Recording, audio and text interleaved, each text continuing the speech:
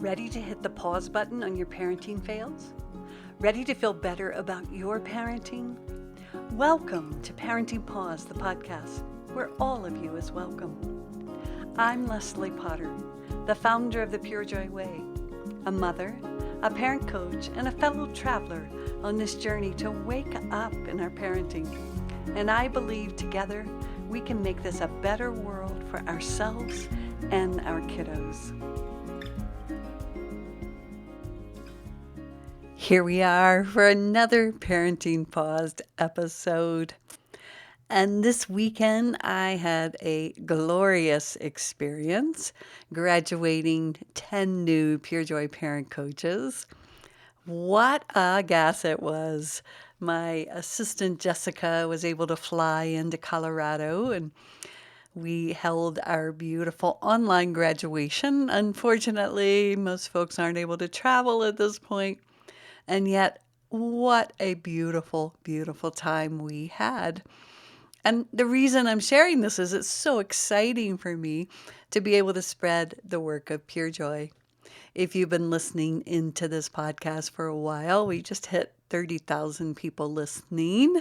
You know the excitement and the passion that I have for offering parents a way to deeply inquire into their beliefs that are creating a friction between their heart and their child's. So I wanted to talk a little bit today about the next training that I'm doing, which is coming up in about 2 weeks.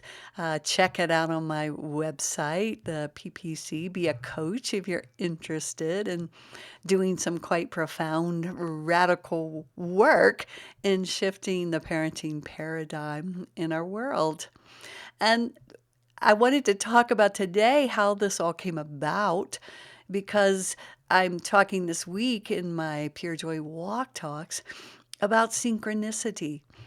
Now, I was never planning on doing a Pure Joy parent coach training. I wasn't even planning on being a coach at the time that I adopted my daughter. And yet I'm one of those people that has to give back what I learned. If I learn something, if I do something in my life and it changes my life in a profound way, opens me into deeper and deeper understanding of myself and the world, I'm just impelled to share this. So, of course, when I adopted my daughter and thought I had it all together and was going to be the best parent in the whole world, and then I found myself in the weeds, I began to deeply inquire into what was going on inside of my heart. Why was I protecting my heart from this beautiful being that I so longed to give my heart to? That was the main reason that I chose to become a parent, and most likely you did too. And yet it felt like every time I offered this big, beautiful heart of mine to my daughter, it would hit up against her protection for whatever reason, and it would bounce back. And I felt so rejected and abandoned because it was like I couldn't get her to receive my love. And I deeply wanted to be received. Let me tell you, it was so important. I didn't even know how important it was until my love wasn't received. And I began to feel this pain in my heart that had been with me my whole life. It just didn't come up until I came into my parenting.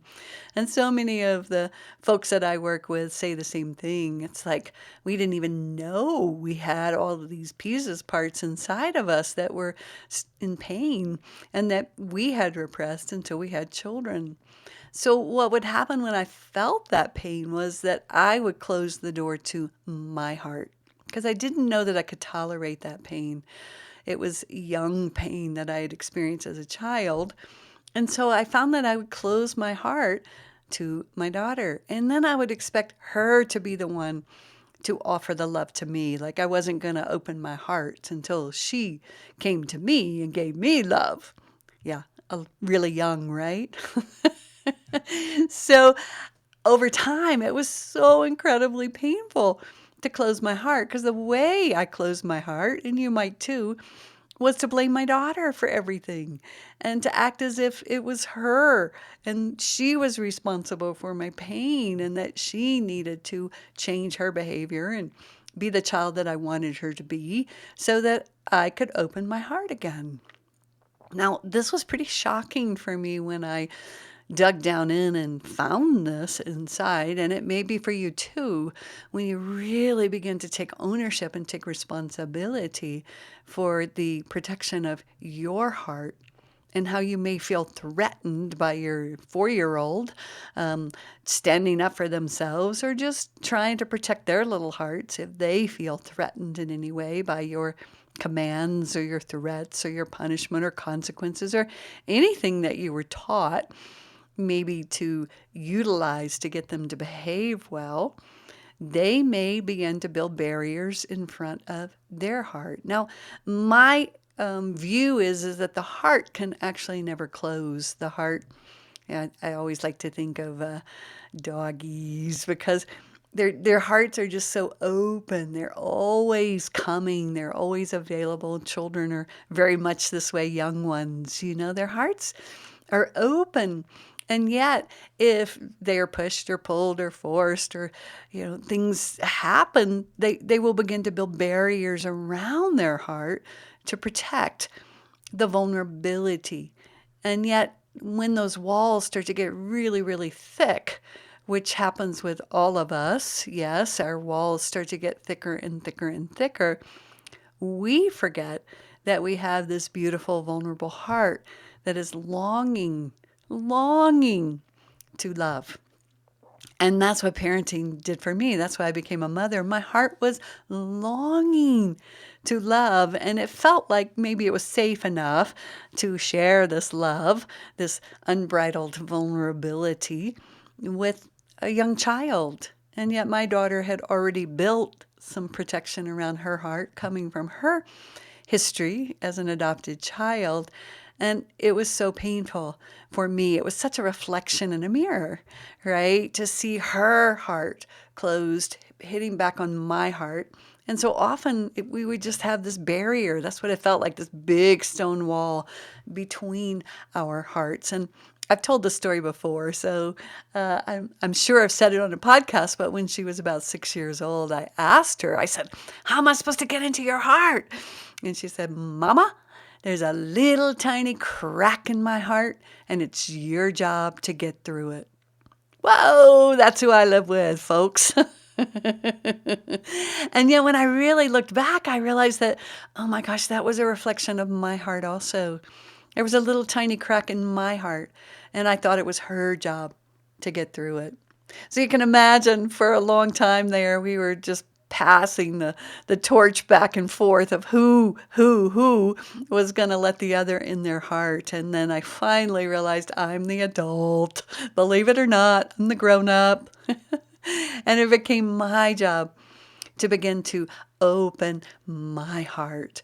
And in this, I created the Safe Seat practice, which I imagine you're probably practicing at this point if you've been listening for a while. But if you haven't had a chance, you can download it for free, a 5-day Safe Seat practice on the website at purejoyparenting.com. And just begin to open a space where you can take the pain in your heart so you don't have to act it out with your child. You can turn back in and offer yourself the kindness and the love, and eventually step into the seat of unconditional kindness in your actions and in your parenting. And slowly that begins to happen, but not from the concept and the idea that I want to be unconditionally loving to my child.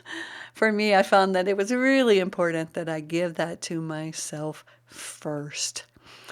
So, lovies, that's a bit what we do over at Pure Joy. We dive deep. We never stop at the surface. We go deeper and deeper and deeper because we want to keep experiencing pure joy, not just in our parenting, but it's a great place to practice. Let me tell you, as I know you know, so much gets activated and triggered, and there can be a lot of suffering and pain and beliefs that keep us from having that experience of the open heart. So if you have any interest at all, jump on over to the website, look on for the Become a Coach page. Like I say, we're going to start in the week of the 20th. I guess that's a week away. So jump on in. We got one space open in the training. It's a really small training where I only have 10 to 12 folks, and you get tons and tons and tons of time with me, lots of feedback, and most of all, practice, because it's my true belief that we have to practice and retrain ourselves into living from our open hearts.